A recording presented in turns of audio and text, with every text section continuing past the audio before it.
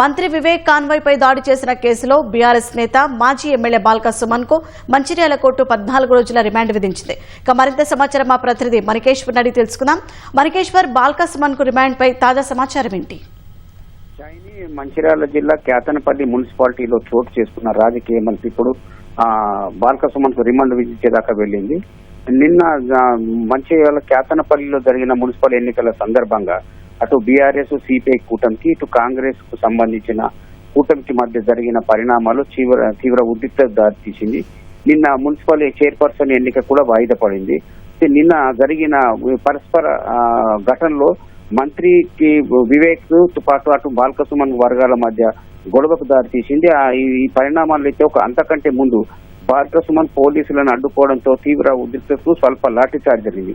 ఆ లాఠీ చార్జ్ రాళ్లు రువ్వుకునే క్రమంలో ఒక పోలీస్ కు మరొక ఎస్ఐకి గాయాలయ్యాయి. ఆ గాయాల నేపథ్యంలో పోలీసు ఏంటంటే రామకృష్ణ పోలీస్ స్టేషన్ లో అతను 189/3, 191/2, 191/3, 120/2, 223 కింద అంటూ 5 సెక్షన్ల కింద కేసు నమోదైంది షాయిని. ఆ కేసులో భాగంగా సాయంత్రం ఇంతకు ముందు ఇవాళ బాల్క సుమన్ ఆయన నివాసమైన కేతనపల్లిలో ఇంటి నుంచి పోలీసులు అరెస్టు చేసిన తీవ్ర ఉద్రిక్తత నెలకొంది.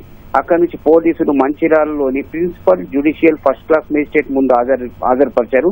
పోలీసులు తమ ఒక రాతపూర్వకమైన ఆంగ్మూలాన్ని ఇచ్చారు. అక్కడ తమ విధుల నిర్వహణలో భాగంగా ఉన్న వారిపై బారాసాకు సంబంధించిన బాల్క సుమన్, మూల రాజరెడ్డి, గుడిసెల రాజు, అనిల్, గాజుల చంద్రకిరణ్, మెడిపల్లి సంపత్, గోగుల రవీందర్ రెడ్డి దాడి చేశారని చెప్పి చూపించారు. ఇందులో భాగంగా బాల్క సుమన్ A1 గా, మూల రాజరెడ్డి A2 గా, అనిల్ A4 గా, అట్లాగే లక్ష్మీకాంత్ A8 గా హాజరుపరిచారు. మరొక 4 మాత్రం అబ్స్కాండింగ్ ఉన్నారు.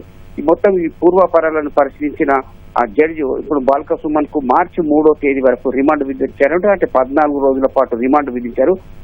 అంతా ఇప్పుడు రిమాండ్ కంటే ముందే బాల్క సుమన్ మంచిర్యాల ప్రభుత్వ ఆసుపత్రిలో వైద్య పరీక్షలు కూడా నిర్వహించారు. అన్ని సాఫీగా ఉన్నాయని చెప్పారు.